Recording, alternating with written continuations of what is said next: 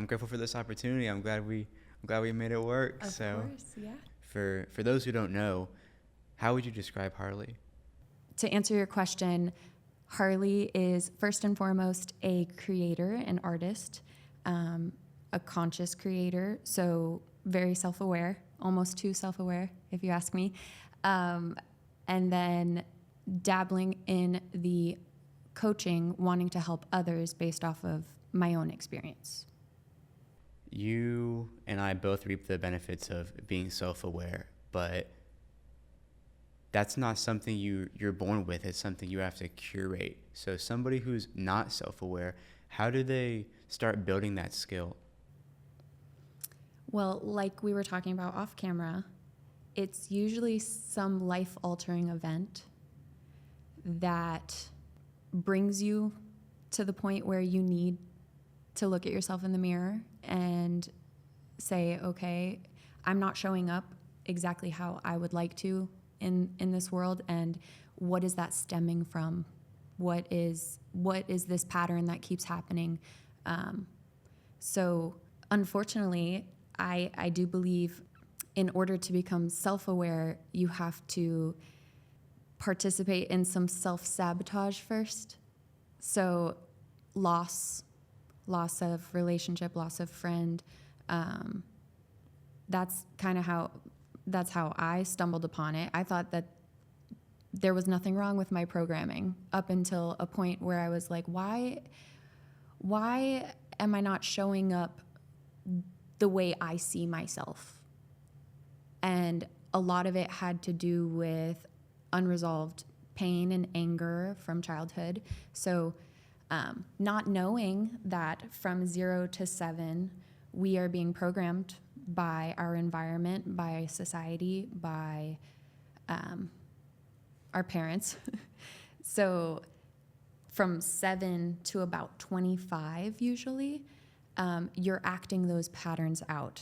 That's why I think you being at such a young age is incredibly impressive, learning to be self-aware, because your prefrontal cortex is not fully developed until 25, and that is the part responsible for emotional regulation. So being a mother of 3 children, I've had to learn their emotions and how to help them navigate big feelings.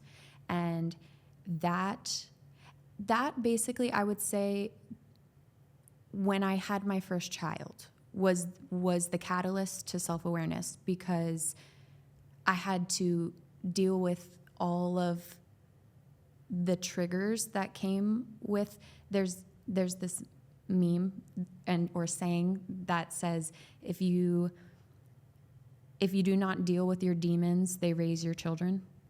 And that is 100% correct. I would have loved to do this work prior to having children, but that wasn't a part of my journey. My children came at the perfect time to help be catalysts in my healing, in my journey. So I think big life events is what triggers self-awareness, and rightfully so, because I don't know if I told you anything about like my passion project on the side. It's actually this t-shirt. It's you start with a black shirt, and we tie-dye with bleach. So you start with darkness and you bring the light. There is no lightness, or there's no light without dark. There's no dark without light. So duality. I think everything has meaning. If that's what we're here as humans to do, is we give everything meaning, right? So that's with the labels, the even our emotions. So my big thing is duality.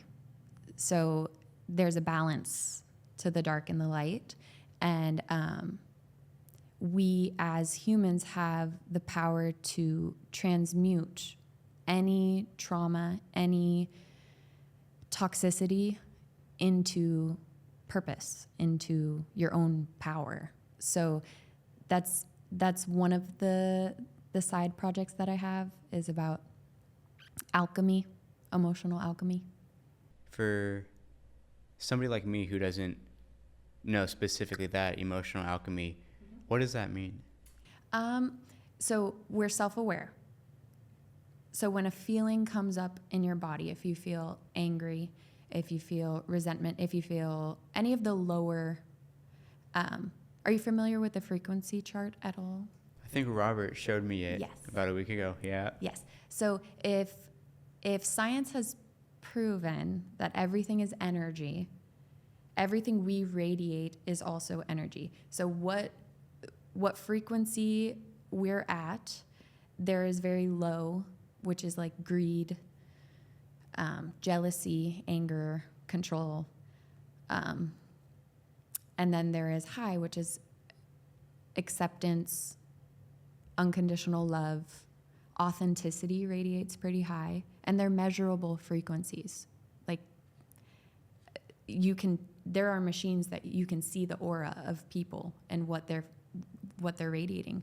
And for back to the alchemy, that would be the transmutation of the negative frequency and turning it into a positive. And that's a conscious decision, right?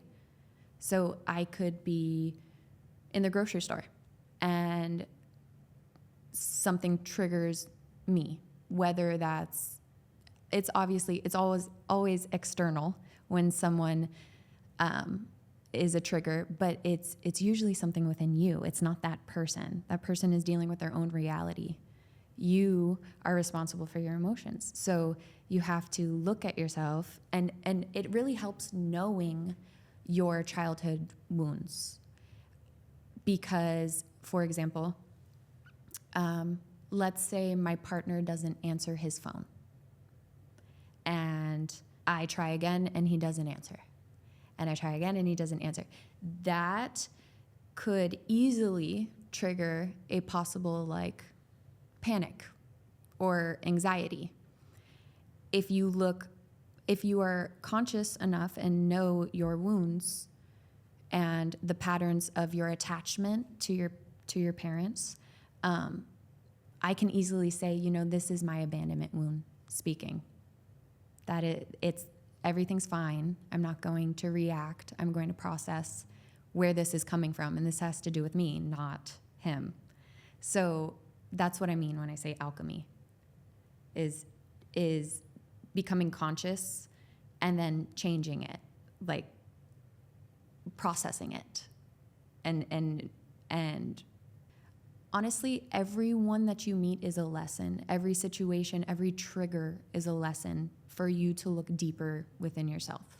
So I personally believe if that information was out there and more recognized and honored, that the world would be a much, much more harmonious, peaceful place if we all did that inner work, and we all, instead of blaming outside and external, we take a look of our inside. Because computers, right? If you are running a program of negativity, everything is going to be negative. Everything that you're funneling in is going to be negative. Everything you're producing is negative. There's a loop that you get stuck in until something happens where you're like, I'm done. I'm done feeling this way. I'm done interacting with the same type of person, the same lesson every single time. I'm going to choose differently. And that starts with yourself. I have a tattoo that is a reminder of that. It's heal yourself, heal the world, because it really does start with you. You can sit here and say, you need to change and you need to work on this, but that does nothing. You're just blaming external people and circumstances for the way you're feeling. So to break it down and get to the root cause of those feelings, and sometimes the situation at hand isn't really what is the trigger. The trigger is something from 0 through 7 that you learned, or somebody gave you an example of, or that's kind of what I do. I just developed a regimen that looks at the main core wounds. And are you into neuroscience at all? I'm going to be honest. Could you explain that to me like I'm in 5th grade? Because Okay, I probably do, but just that word alone. Okay. So our brain is a computer system. Our brain has synapses. They have pathways. So it makes our personality is based off this program, right? So if you are aware of a negative program, you have the conscious decision to break that pattern by trying to create new neural pathways, and it happens out of repetition. So the more that you're triggered and the more you deal with it differently, you're changing the neuroscience, the neuroplasticity of a new pathway. And that alone fascinated me to where I deep dove into it. And one of the main things of my passion project was bringing awareness to the neuroscience behind music. Music has frequencies, and if you know anything about mainstream music, they're tuned to the things that produce anxiety and depression and things that aren't good for our emotional state. So there are a lot of independent artists who are tuning their music to frequencies of love and healing that are helping others. And a lot of it is binaural beats. So a lot of it is like electric music. But I didn't know any of that. And when I stumbled upon it, I was like, this is so fascinating. This needs to be spread. This needs to be taught in a way that we integrate it into our everyday life so that other people can use it as a tool and a modality. That was incredible. Thank you. I'm going to go back a little bit, and you gave me a situation of you're at the grocery store, you're calling your partner, they're not answering. I'm grateful enough that I have the self-awareness, okay, this is making me upset right now. There's probably something else, something deeper past this. It's not that deep. I'm not going to get worked up over this. But furthermore, connecting that, oh, this is this part of my childhood. I don't even think that's something I could do. So how did that start? How do you discover that? I did not do the inner work until way later in life. Like I said, our prefrontal cortex is not fully developed till 25. I didn't start the work till like 27. So if I were to look at the fact that I fall into the autism spectrum, that gives you a superpower called pattern recognition. And that helped me kind of figure out that we're all human, right? There are patterns that are playing out, and I stumbled upon the knowledge that most of it is rooted in that 0 to 7 time frame. And this applies to everyone, neurotypical, neurodivergent. So there have been a lot of inspirational people that are also aware of this and broke it down for themselves. Like I stumbled upon a YouTuber named Aaron Dowdy, and he broke down a relationship issue, but then related it back to how he was raised. And I was like, oh, there's something to that. So then I looked deeper, and there are core wounds that everyone has. Everyone, I mean, I'm not going to say everyone. I would love to think that there are some people out there that had beautiful childhood, but the majority of us have, whether it's within the family home or in the school or in society in itself, these wounds have played out, and they keep you in a loop. If I'm going to be honest, it's a mixture of nature and nurture. So your childhood, society, and then it affects your ego. So you create this persona and this version of yourself that protects you from any further pain as an adult. And there comes a time where you are like, I'm tired of being on defense. I'm tired of having to explain where I'm coming from. And most of the time it's because the environment that you're in is not aligned with who you are.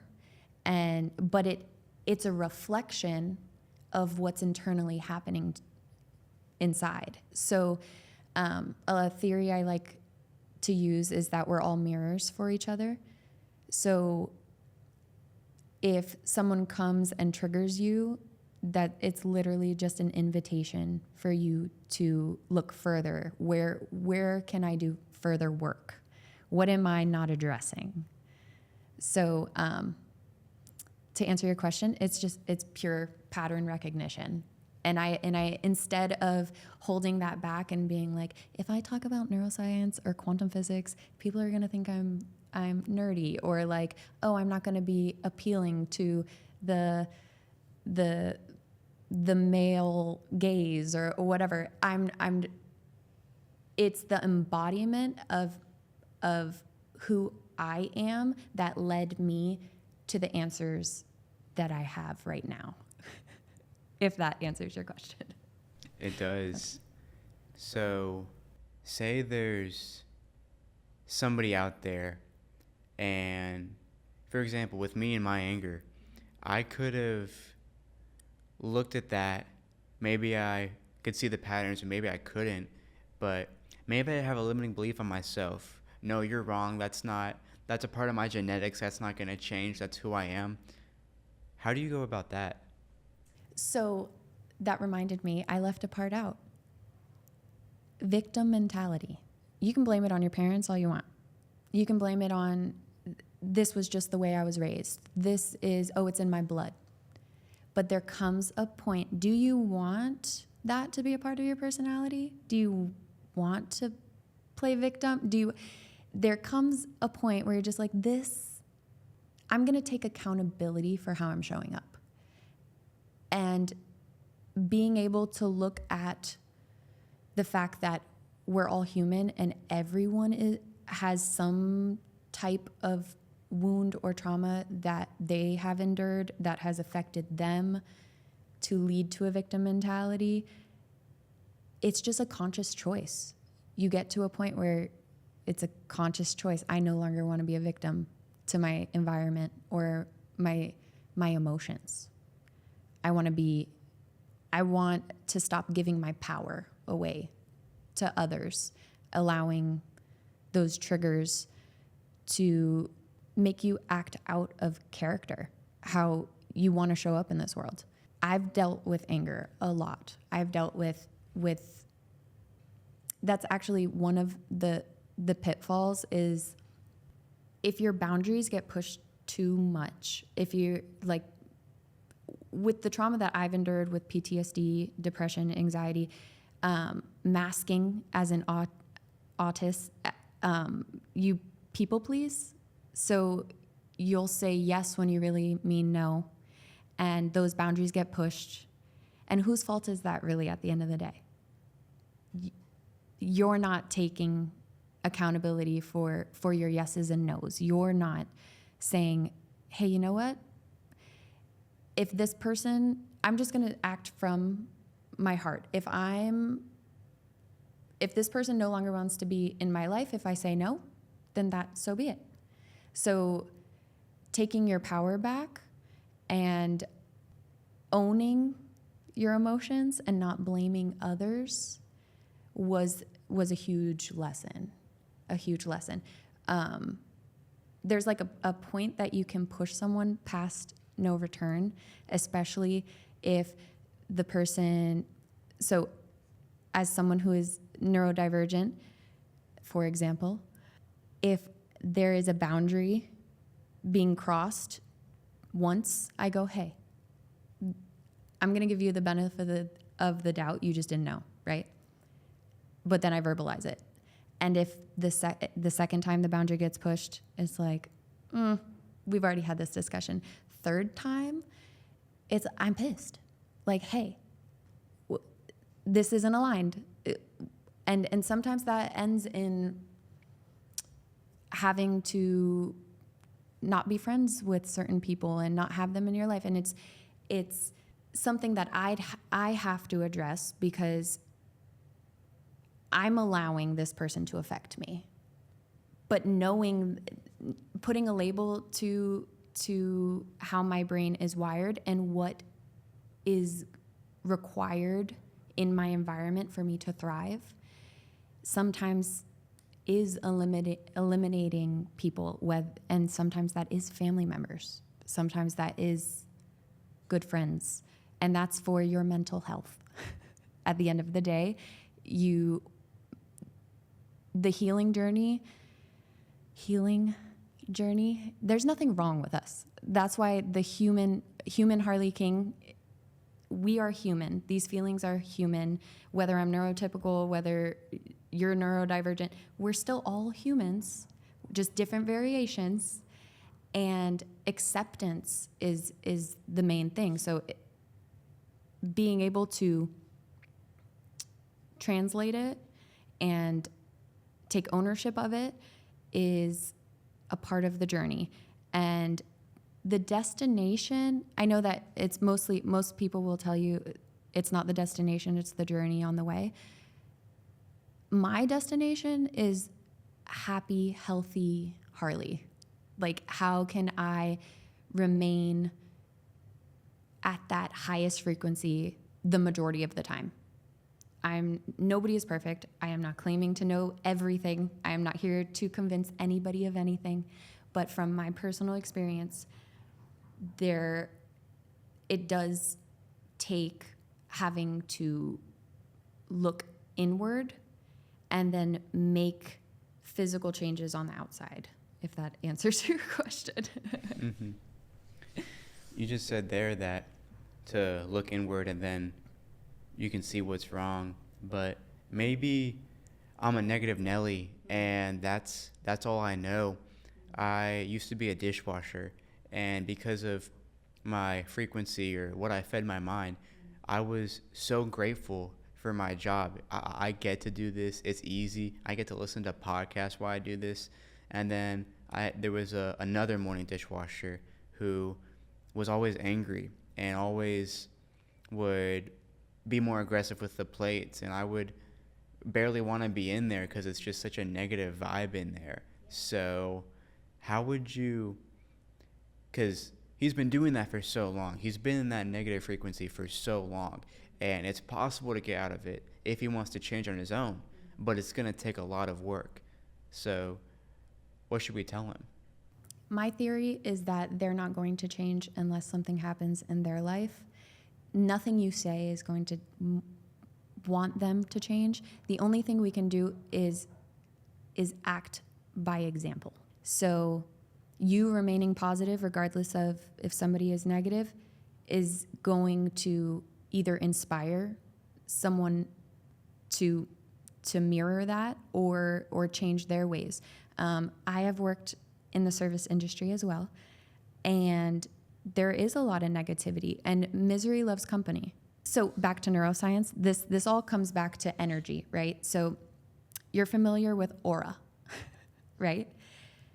Your auric field, we have a toroidal field around us that extends to about 6 feet each way.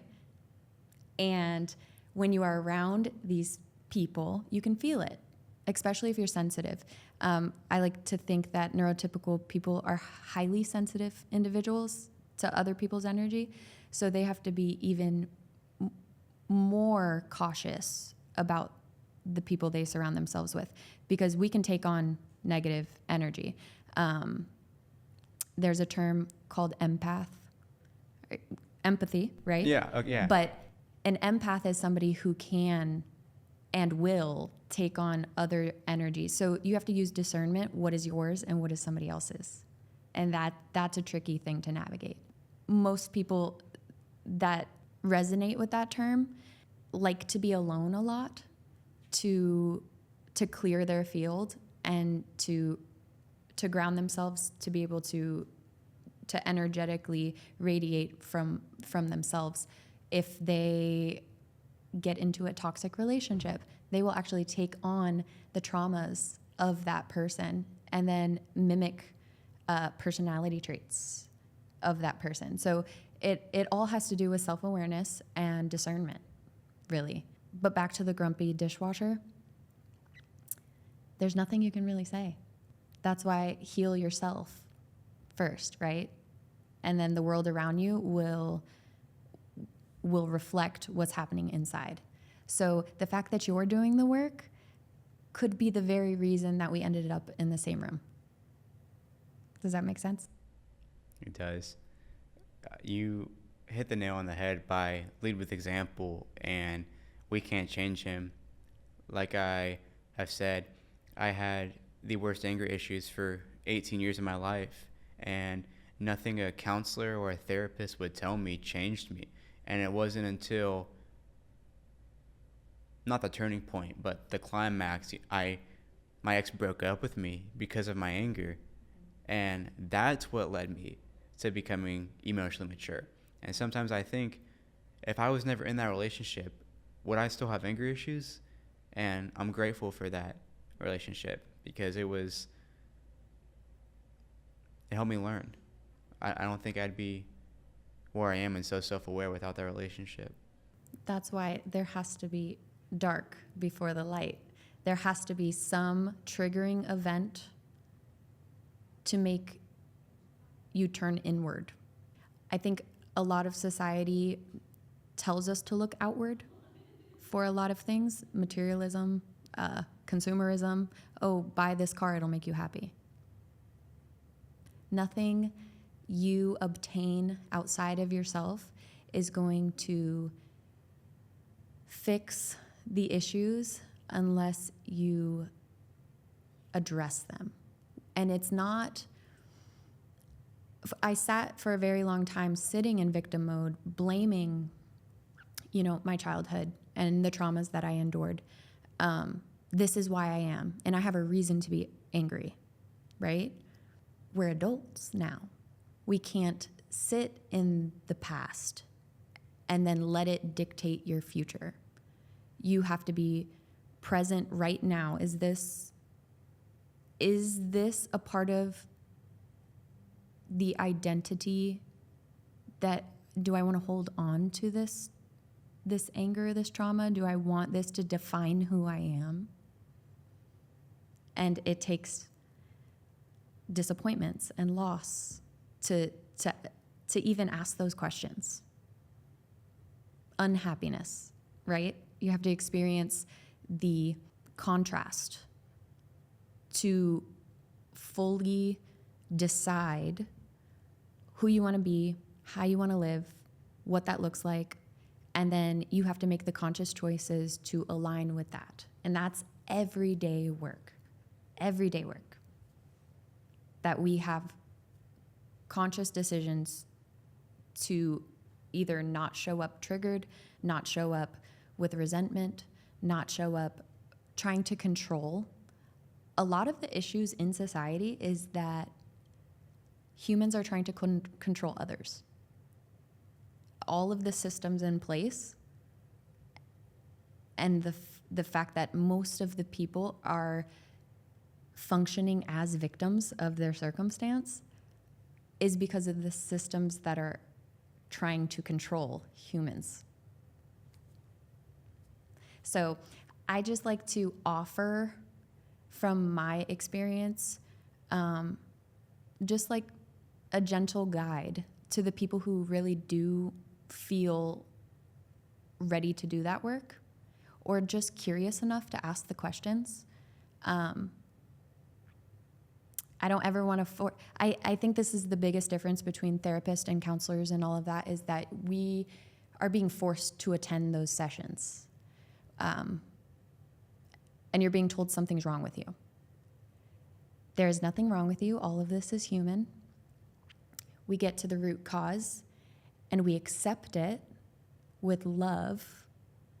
And then we go from here on out, how do we want to show up? How are we going to make sure that these wounds don't determine how we show up in the future? And a lot of that is addressing your inner child and your inner teenager, you have most of the time have to reparent yourself, and without holding resentment to your parents, because they did the best that they could knowing what they knew. A lot of the generations didn't have any of this information, and now it's running rampant, and we're just like, how could you do this? Look at this information. They didn't have that. I sat very upset for the fact that my parents didn't give me the tools to emotionally regulate for a good 5 years. I was just like, how could you not want the best for your child? And it wasn't that. It's that they didn't know that that was even a thing. They didn't know regulating was even a priority, because most of them and their parents were just stuck in survival. And when you're stuck in survival, you are dysregulated. That causes most of the health issues that are running rampant. I would even go out and say that most of the cancer that is out there is from things that go unaddressed emotionally. So the fact that the tools are there and there's modalities there, regulating needs to be priority on every front, whether you're 60 years old, whether you're 6 years old. I'm choosing, and I'm grateful for the experience and the traumas that I have endured, because it led me to prioritize emotional regulation for my children. I want to give them the tools early on in life so they don't have to endure people pleasing and toxic dynamics between friends and family. Now, there's a caveat, because they're going to endure those things. It's just, how can we better support them?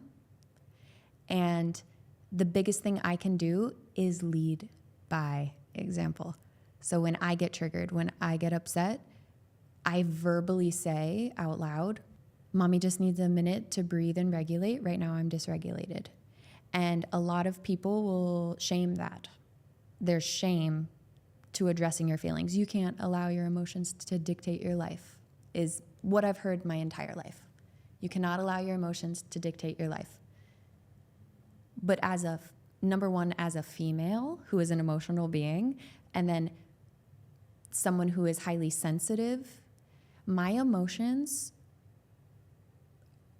are signals to my boundaries, to how I want to show up and how others are affecting me. So we can't just ignore them and avoid them and push them down, which most of the generations have. And that is why they are dealing with the aftermath of that.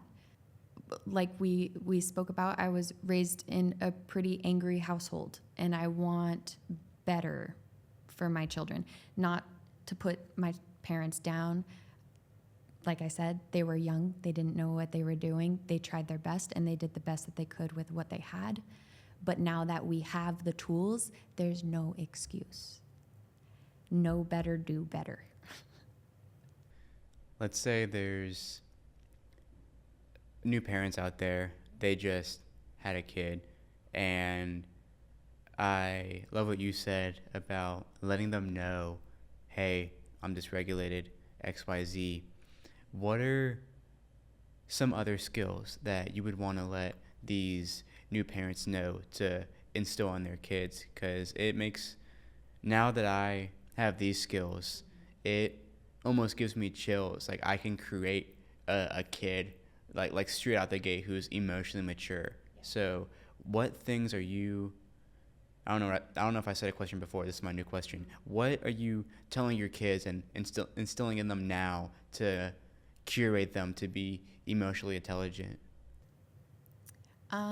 Giving them terms for each feeling.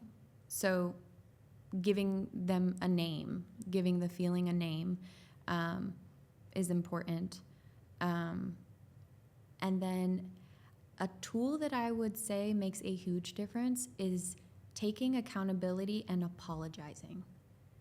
I don't know about you, but that is one of the main differences between my generation and the one I'm raising, is that, let's say our parents were angry and they lashed out.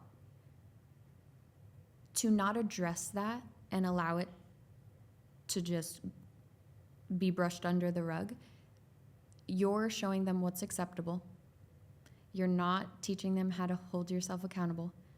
So one of the tools that I use is I give myself space and I process that, you know, this is something that's internally happening inside of me based off of my triggers. And I remind myself that they're not, I'm going to correct you when you say we're going to raise emotionally mature children, because there's no way that they can even fathom neurologically the weight of those emotions until their brain is fully developed.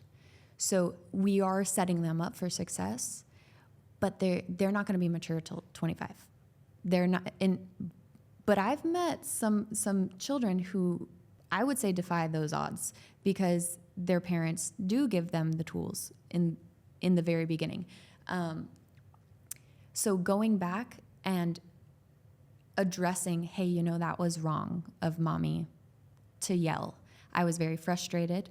I address my feelings. I don't put blame on other, like, oh, you were overwhelming me. No.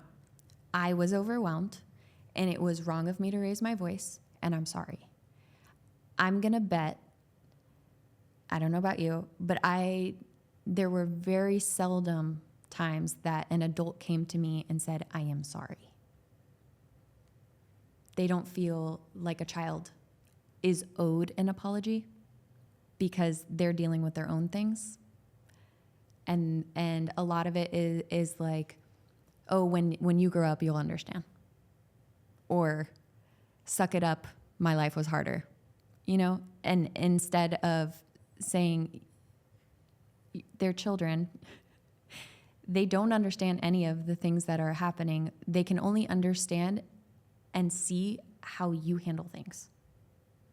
That is going to be what they are learning through that 0 to 7.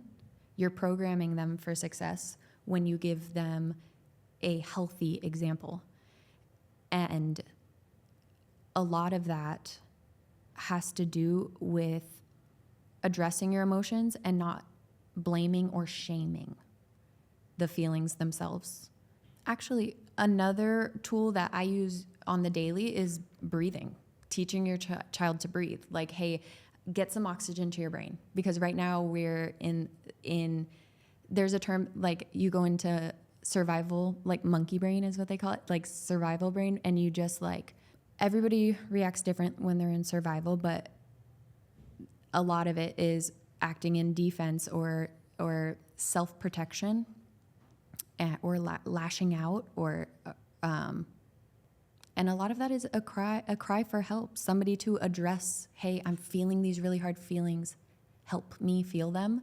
And as a child, they need help co-regulating. So 0 to 7, sit with them. Don't shame them, blame them for feeling those feelings. Be like, hey man, you're allowed to be angry. You're not allowed to hit, but you're allowed to be angry, and that's okay. Oh, you're mad your sister took your toy? That's totally understandable. That's okay. You can be mad, but we're not going to hit. What do we do when we're mad? Let's take 3 deep breaths, and you do it with them. Because you can say, take 3 deep breaths. You're not going to take them. You have to say, for my littlest ones, I say,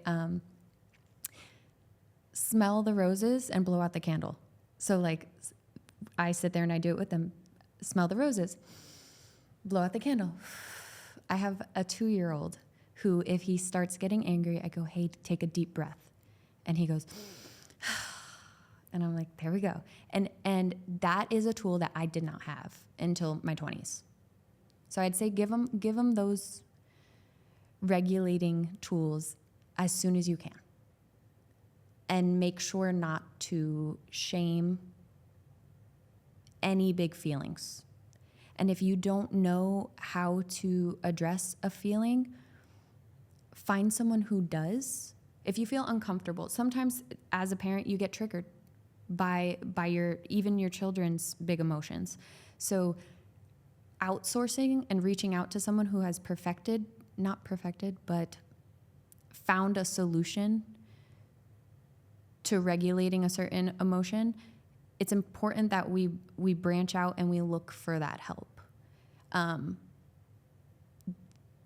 In my generation, there's a huge stigma around asking for help, going to therapy, even putting to names to certain things. Mental health in general, there's a huge stigma. But that is one of the main tiers. We have physical health and we have mental health. And your mental health is directly correlated to your physical health. So teaching them that stuff young and not saying, oh, it's too much for them to know. No. These are universal truths to being a human. If you turn on the TV right now, the amount of traumatic events that are purposely being televised to dysregulate you is, I would say, heavier than teaching them about mental health at a young age. Let's say that I'm a parent. I missed that 0 to 7 gap. And we talk about lead by example. Say my kids are 14, 15. Can I still lead by example if for the past 14 years, I didn't apologize when I got dysregulated, I didn't tell them to deep breathe, but all of a sudden they're 15 years old now I'm starting to do it. Is it too late? It's never too late, ever, to get healthy. That I would think is up to the dynamics of the parent and the child, because at 14, 15, they're going to be holding on to a lot of resentment, whether they know what's happening or not. But by you taking initiative to get healthy, they could be 60. By you choosing to make a conscious choice to change the pattern of toxicity and unhealthy mental states, you're doing the only thing you can do is give them an example. I would say it does help for you to take accountability for the past 15 years. Like, hey, I know I haven't done right by you, or I know that I've had patterns that have made me act in a way that I'm not proud of. Showing them you're human and we make mistakes. Nobody's perfect. That I think is the biggest thing, is humility. Showing them like, hey, it's never too late to change. And with that, it really does depend on the child, how they perceive it and how they take that in. Like I said, I was in my 20s, still a victim, still like upset that my parents didn't know. And I took it out on them as an adult. I called them up and was like, how could you not teach me this? How did you not think to get me diagnosed? How did you not think that the temper tantrums in the parking lot were not, like, that's not normal? Why didn't you give me tools? And they're just like floored, like, what do you mean? I didn't know. What do you mean? I don't know.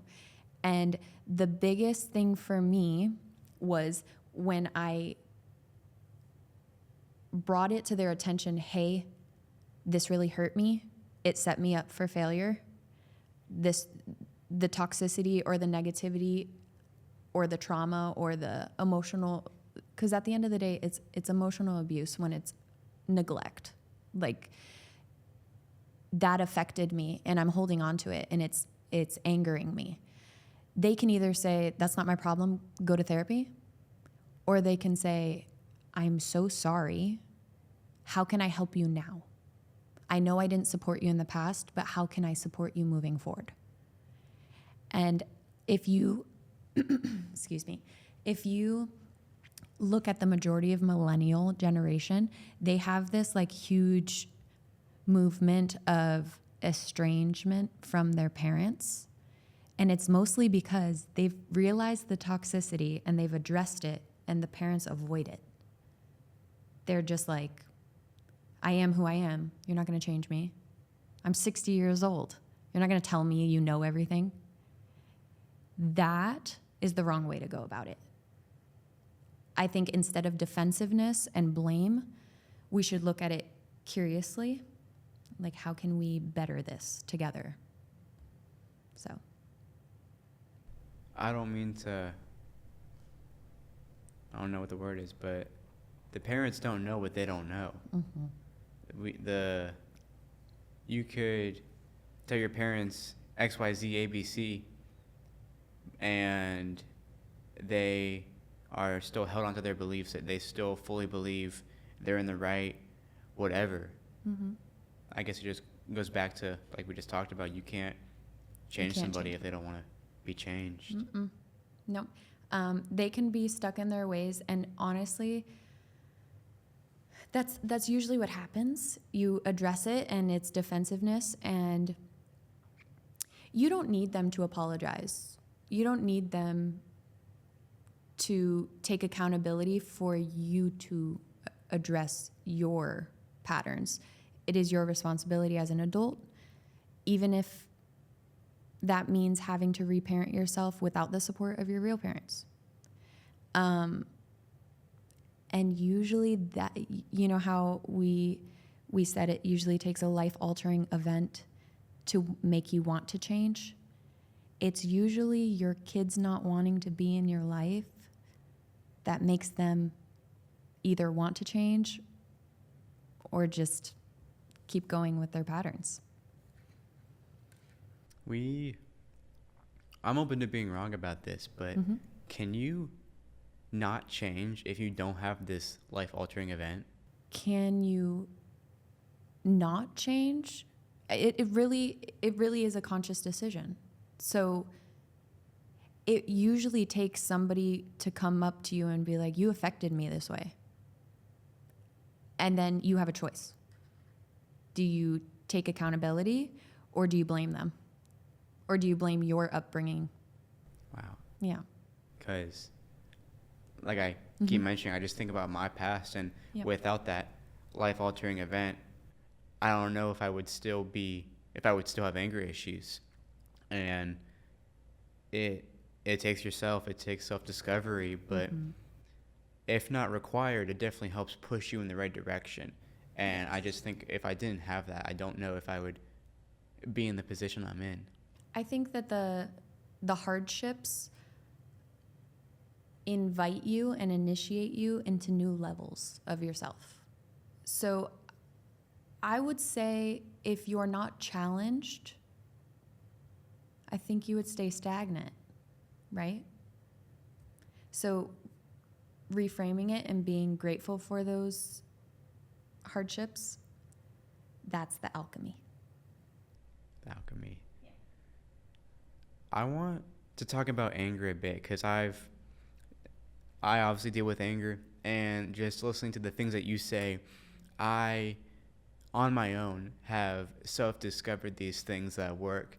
18 years of my life, therapists and counselors told me to deep breathe, and I would never do it because it sounds so corny. And there's something you said about anger that I maybe it was regulating, maybe it was apologizing. It was, hey, I just did this mean thing. I just said this mean thing. I'm sorry. I was able to self-discover that that's important. And I want to, so yeah, how was anger for you? And I'm curious as to see similarities that we both. Well, I'm curious to ask you first, did you have an example of someone taking accountability for their anger ever? Or you just stumbled upon, hey, you know, when I take accountability, it feels healthier this way. Like you're saying you discovered that on your own. That's huge. That is one of the biggest things, the differences in I believe the way that I was brought up and the way that I am choosing to bring up my children. Anger for me was an everyday occurrence. It was either watching somebody be angry or me being angry.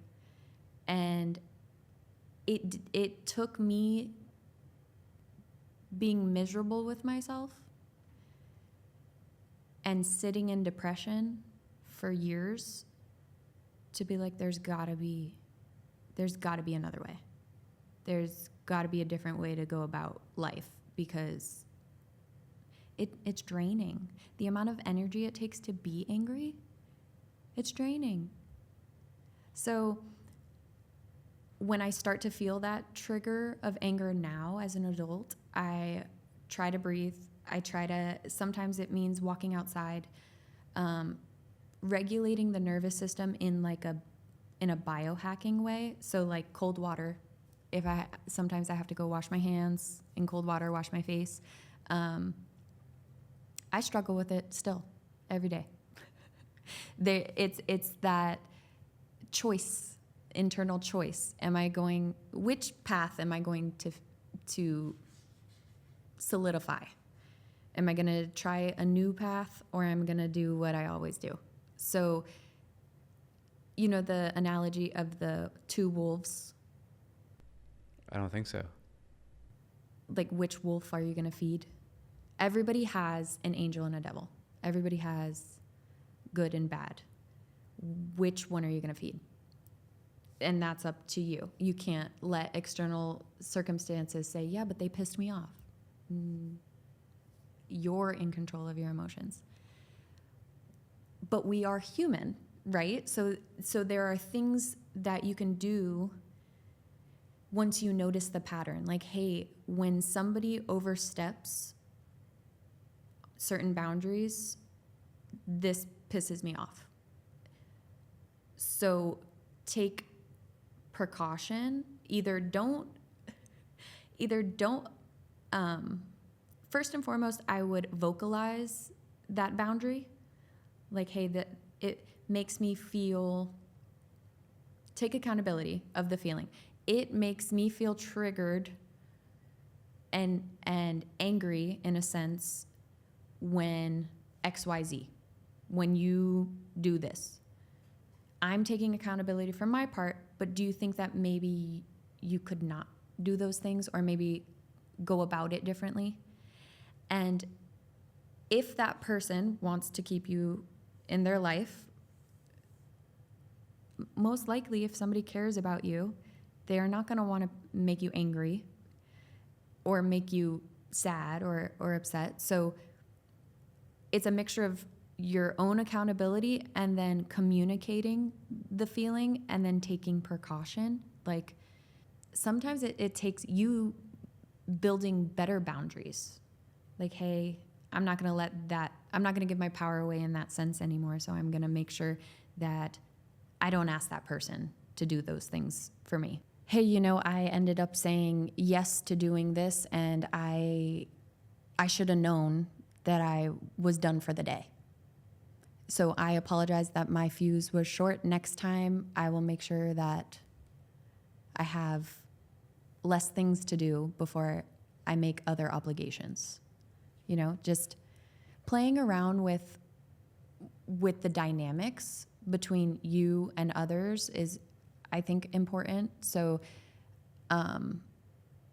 especially when you're a parent, you have obligations that need to be filled every single day. You can't just give it all away to things outside of your family unit. So if you do, the only one you can get angry at is yourself.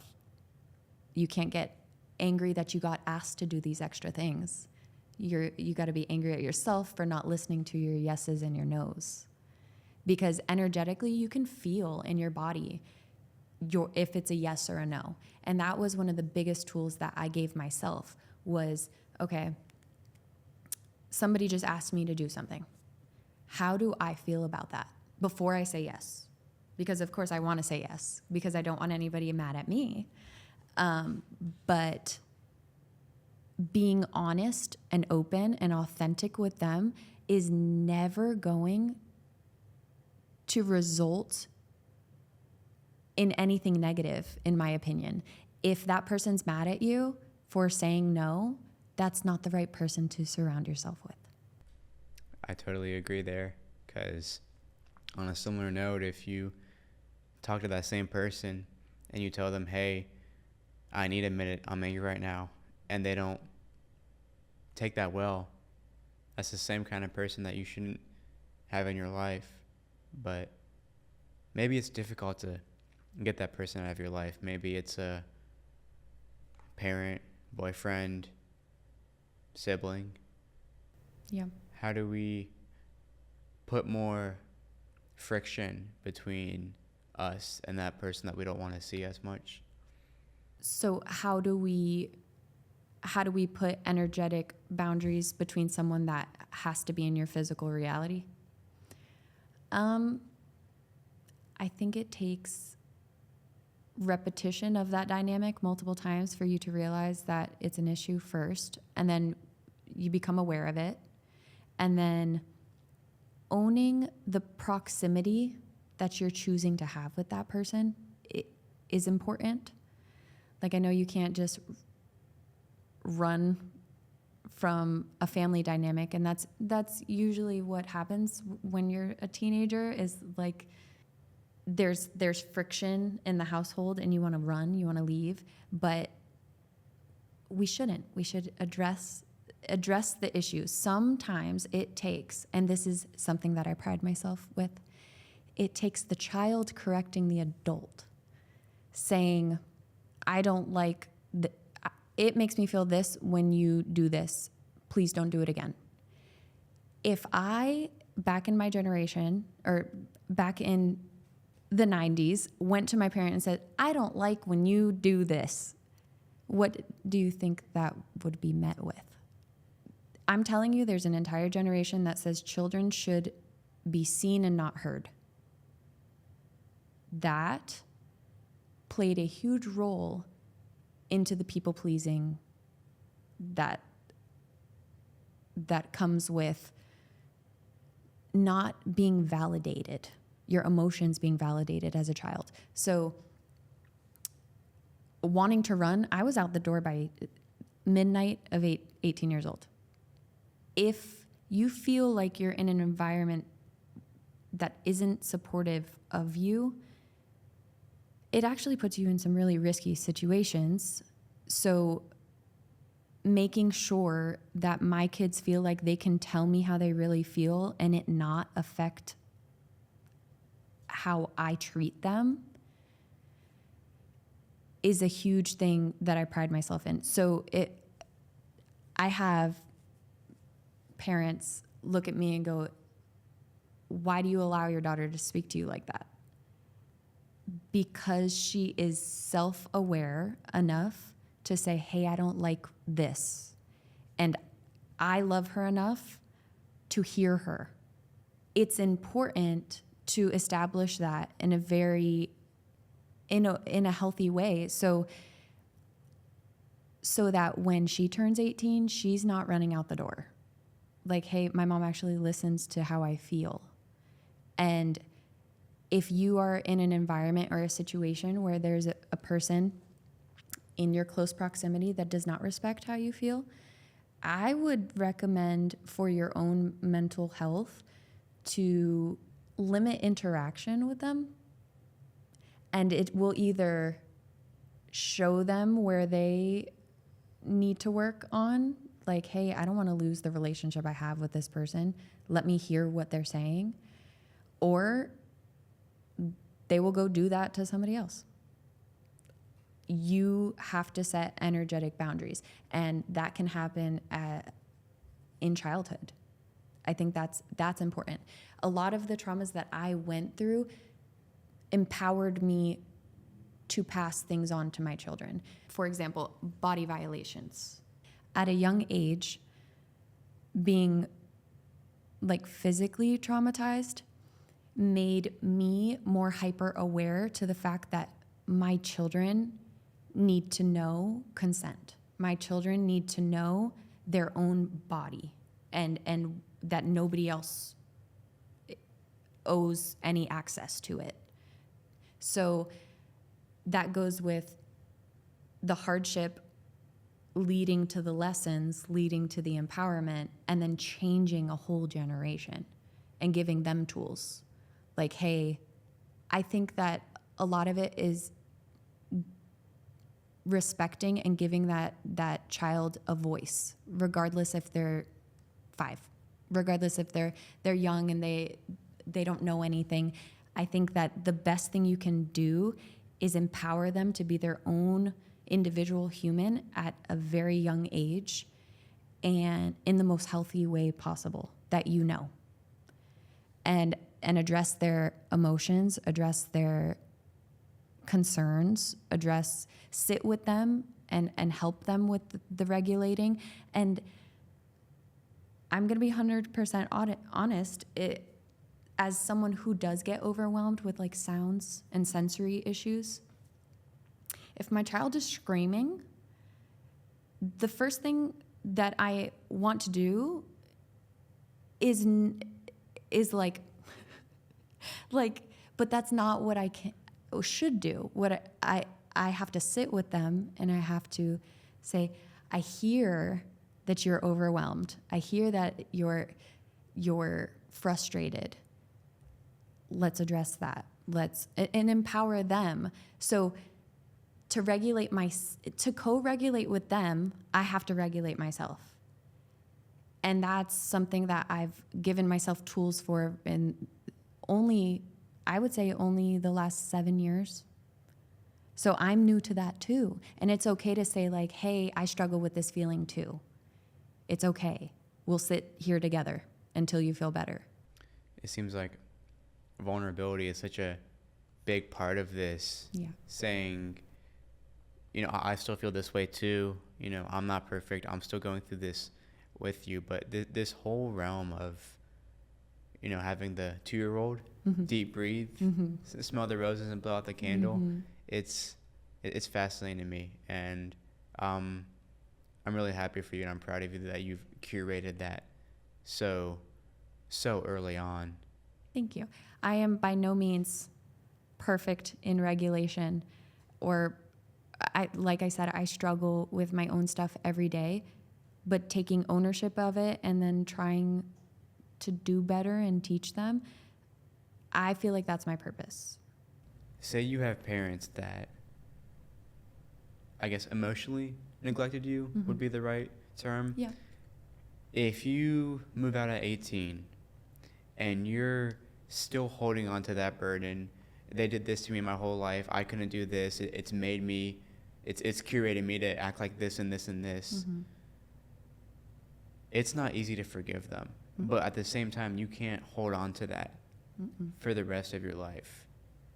So how would somebody go about that? The ironic part of that is if your emotions were neglected and you've been abandoned emotionally as a child, you end up doing it to yourself later on in life. You end up abandoning yourself by not addressing it, by not processing it. And that looks different for everybody. A healthy way to address anger it looks different for everybody. Anger is sacred. Anger is your boundaries have been crossed. It's just a matter of processing it within yourself and not externalizing it and putting it onto other people, the wrong people, the people that did not create that wound. And even so, if you could go back and say, again, address it and tell them you created this wound, what can they do at that point? The work is within you. So what I like to do is offer people a safe, non-judgmental container, a place where they can process that and address them in a way where there's no shame. All feelings are valid. We're in a world where, I mean, I think it's on both sides of the spectrum. It's like, oh, your feelings are super duper so important. Don't, with parenting as well, just like gentle parenting is one side of the spectrum where it's like, and then there's the other side where it's like, your feelings don't matter.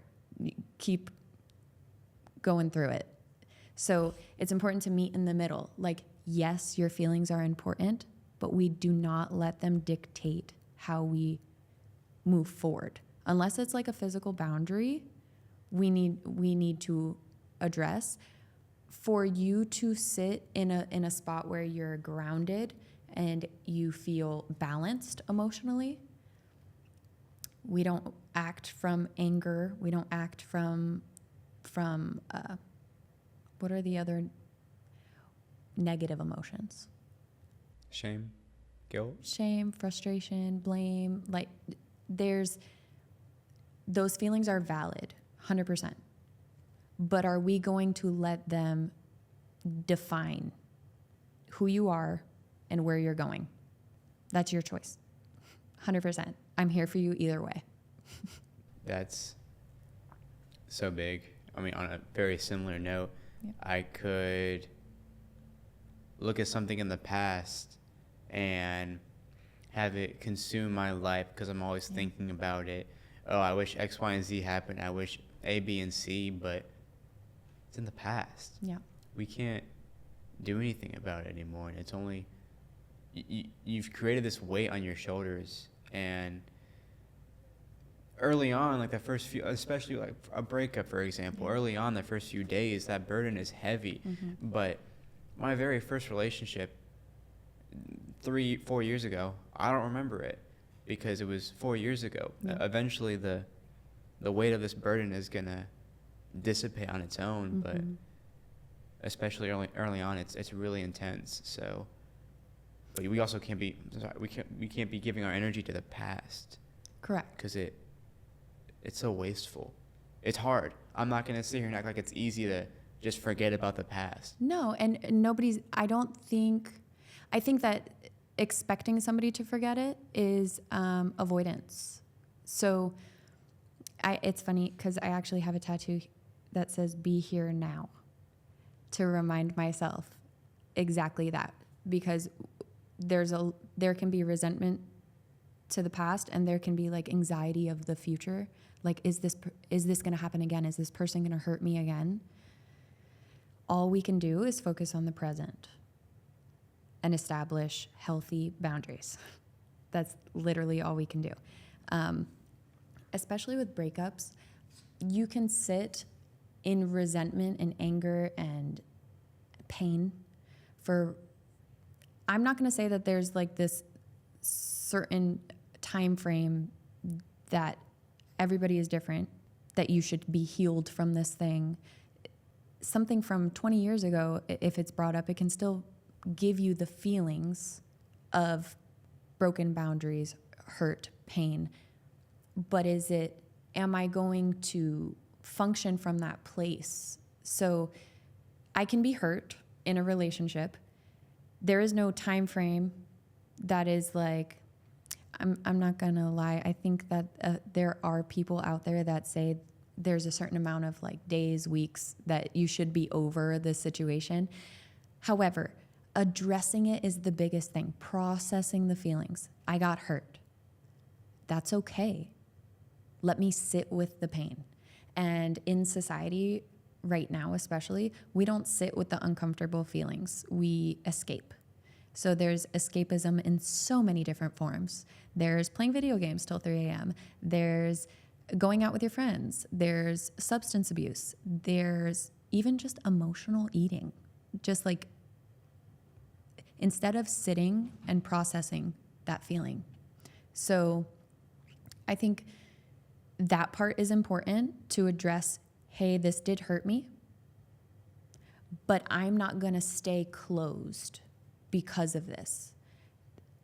Every relationship moving forward is not going to feel that way, but it's very easy to say, I'm scared to move forward because what if the next person hurts me the same way? What if remaining open is a big deal? Not letting it hinder or like make you jaded is important. So addressing it. We said off camera, resentment is unprocessed pain. So if someone's really like angry, I think that a lot of it is like, hey man, like who hurt you? Do you need a hug? Like there's no, let's sit and let's talk about it. Let's get it off your chest. And that's what that's the idea of where I want to create like, hey, let's process this. And I think that's what therapy does too. But going every week and talking about the same thing, for someone who's neurodivergent, it creates rumination and it creates reliving those feelings in my body every single time. So I'm not going to say therapy didn't help. It was like a gateway and a path into all of the modalities that I use to process. I think it's very helpful to be able to verbalize it. But to go and like repeat it over and over, it's more damaging than helpful at some point. Just a little bit ago when you were talking about a hypothetical breakup, Mm-hmm. you talked about being opened or being closed. And could you elaborate a little bit more on that? Yes. So I'm referring to our heart space. And I think that that's like our main energetic battery. That's where we radiate from, is our heart. And we're very quick to close off connection to other people when we've been hurt by people. And that's rightfully so. That's human. But to be self-aware of that and know, like, that's not where I want to be coming from. I don't want to be coming from a hurt place. At the end of the day, if you don't address it, you end up projecting onto the wrong people. So processing it in the way that it best fits you, and then being open to new opportunities, new connections, new experiences is super important. But I will say there's a balance between your heart and your mind. And when you experience these things that create those negative feelings, it's important to take that lesson and move with it. Don't let it define the next connection, but like use discernment. I think the biggest mission why we're here is to know thyself. And with each relationship and with each connection that you make, you get to know yourself a little better. Just a super mundane example. If you got with someone and it bothered you that they, let's say, this is like just a modern issue, like the opposite gender's photos on social media. I personally believe verbalizing, hey, that bothers me, is super important. But I would like to dive deeper and question, like, number one, why does that bother you? Number two, why is that person doing it? And then go with those discoveries, like, hey, I feel like my boundaries are being crossed. I feel like I'm being disrespected in that sense. And then also, on the other side of the coin, that person probably is doing it for external validation, or they're keeping their options open, or they have a wandering eye, and that needs to be addressed as well. But if you realize that relationship is not the one that you want, and you move on to a new connection, it's important not to project any pain or or past experiences onto the new person. So like not freaking out when the next person likes they're carrying it from relationship to relationship. It only ever creates the same outcome.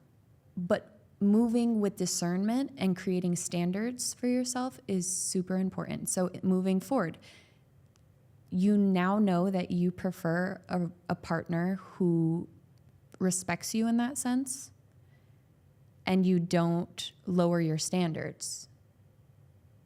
So the lesson was learned, but you're not carrying resentment or anger to the next person. You're still opening your heart to a new possibility. But it's good to be self-aware that there's a very fine middle ground there of that you have a boundary. I like to go almost too deep into why it bothers us. And a lot of it has to do with control. A lot of it has to do with like the lower frequencies, jealousy, envy, all of that. Sitting in a high frequency during that situation would be like, that's just who they are and they're not my person. And let them go with love. Thank you for the lesson. Thank you for showing me something about myself.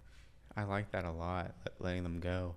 So say I just found you on however I find you, and because I'm curious about changing myself and my patterns. So what does that process look like?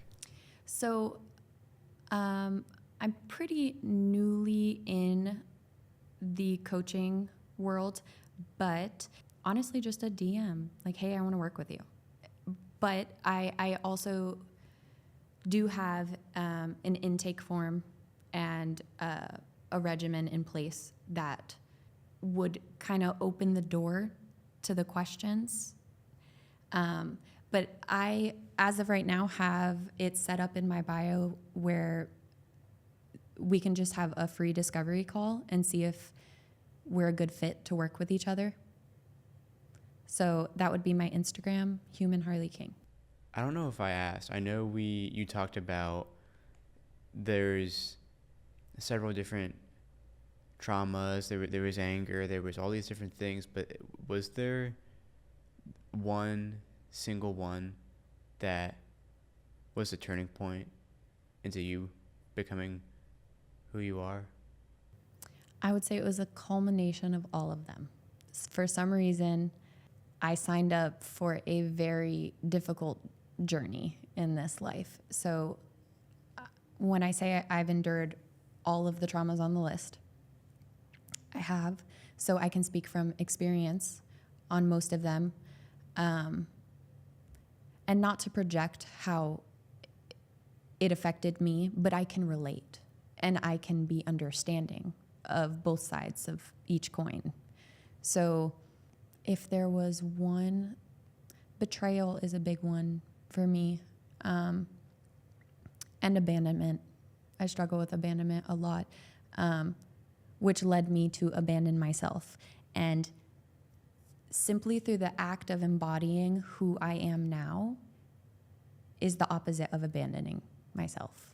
So by me acting authentically to who I am and how I do want to help others is embodying the purpose that I feel that I'm here to accomplish. A lot of it, which we address in the intake form, is childhood wounds and traumas. A lot of them are like, did you feel respected? Did you feel validated? There's a list of core soul wounds that we go over, and there's like humiliation, abandonment, betrayal, rejection. I would say rejection is actually one of the main ones. When you are wired differently, but expected to show up in this very cookie cutter way, you feel rejected by your own family. You feel misunderstood. So I think that is one of the main things that I try to create in not only my home, but in the safe container that I create is I'm here to ask the questions to understand you and for you to better understand yourself. I'm just the guide. I'm not here saying that I know all the answers. I'm not saying I'm going to fix you. I'm not here to convince you of anything. But I do have experience and knowledge that could guide you in the right direction by asking the curious questions without judgment and with pure love and acceptance. So you talked about abandonment, and would that be abandonment of yourself? Would that be, I guess, for example, like if you're hungry, you're not going to eat? Yeah. It's that sort of... If you're, for example, even just if I'm thirsty right now, me not grabbing the drink, like out of maybe fear of judgment or fear of being perceived incorrectly. Let's just say in bigger terms, if there's a job opportunity and you know it pays well, you know, what if like a family member set you up with this, you knowing that it's something you don't really want to do, but you don't want to disappoint anybody, is abandoning yourself. Not posting on social media due to having a jealous partner is abandoning yourself. Not going to the gym because you don't want to miss time with your friends, you're abandoning yourself. Choosing a more realistic path or career, you're abandoning yourself. And I've done it in every aspect. I actually went to college for accounting, but I've wanted to be an artist since birth. So literally, from the age that I could pick up a crayon, I knew that art was something that I wanted to do. But when you go to high school or college, they're like, pick something that actually creates income. Listening to those voices was abandoning myself, because you're the only one that knows your truth. You and God, higher power, source, universe, creator, whatever you want to call the higher power, it is between you and God. So acting any way out of fear of judgment, fear of rejection, fear of abandonment, you're abandoning yourself. Because ultimately, everything aligns when you are authentic. And that's basically what I want to empower my clients to do, is address the wounds and address the patterns, and then authentically align with who you are without fear of being perceived or judged. And like I said, my first client was myself. So I have to lead by example. And just by being here, just by sitting in front of a camera when I sat judging myself for years that I'm too old to do this. I'm too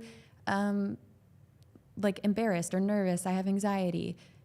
But I have a calling within me that I feel like I need to share. And by not doing that, I'm abandoning myself. Harley, if you were to take every single piece of advice, every book or video you watched about the whole self-discovery and emotions and everything in between, what is the single greatest piece of advice or piece of knowledge that you've learned? You are not your mind. The programming and the negativity and the patterns, they play out in life and with people, but a lot of it is internal dialogue with yourself and how you speak to yourself. And you can mask those feelings. You can perform for society. You can perform for social media. But at the end of the day, you have to listen to the soul within you, and that's your heart. If you know who you are, there's nothing that can stop you. If you are acting from an aligned place where you know your heart is open and you are not jaded by any of the mental madness that's going on, the doubt, the negativity, I think you can move mountains in this lifetime. The purpose comes from your heart. And a lot of it is the traumas that you go through set you up for this beautiful, treacherous journey that leads you to your purpose. And aren't we here to serve each other?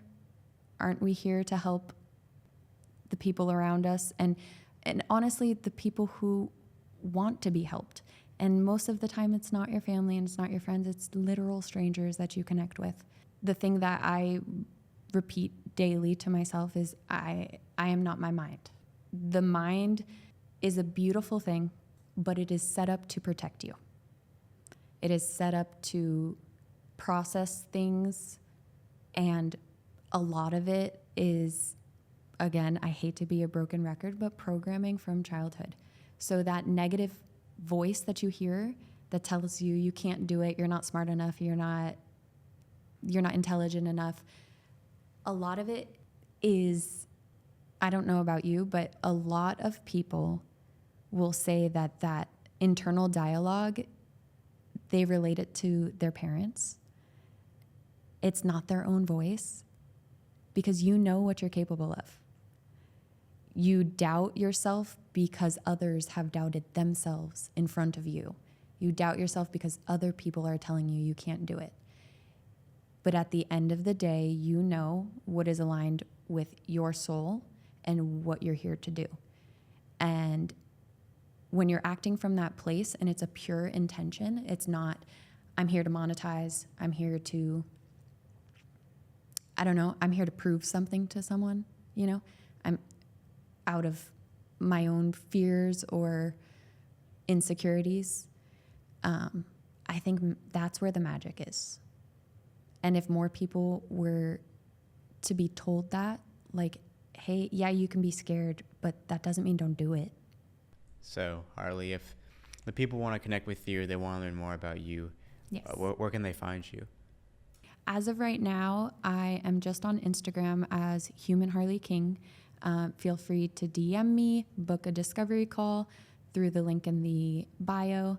I do plan on advertising a little better and marketing the opportunities to work with me, but I'm doing like a balance of what brings me joy along with my purpose. So I'm doing a lot of art right now and a lot of certain passion projects. So I actually want to get you a shirt, a limited batch that says love over fear, because love radiates so much higher than fear, and fear is what's kind of dictating the world right now. So even just fear of connecting with others. So I would strongly suggest just to reach out and DM me. I'm excited to work with anybody who is interested in deep diving and looking at those internal patterns, because like you've seen, some people aren't even aware that those come into play. They don't even know that the childhood has anything to do with what's happening now, because we're told to just forget the past. We still have to process that stuff. So that's what I'm here to do. I'm here to navigate through the shadow, and I'm excited to work with others and help people through in the spiritual world, they call it the dark night of the soul. When you start to go through all the heavy stuff, and I did it alone for the majority of the time, but it wasn't until I found people who had gone through it already that I felt supported and capable of getting through it. Harley, I greatly appreciate your time. This was an incredible talk, and I'm very grateful for this opportunity. Thank you. Thank you for having me.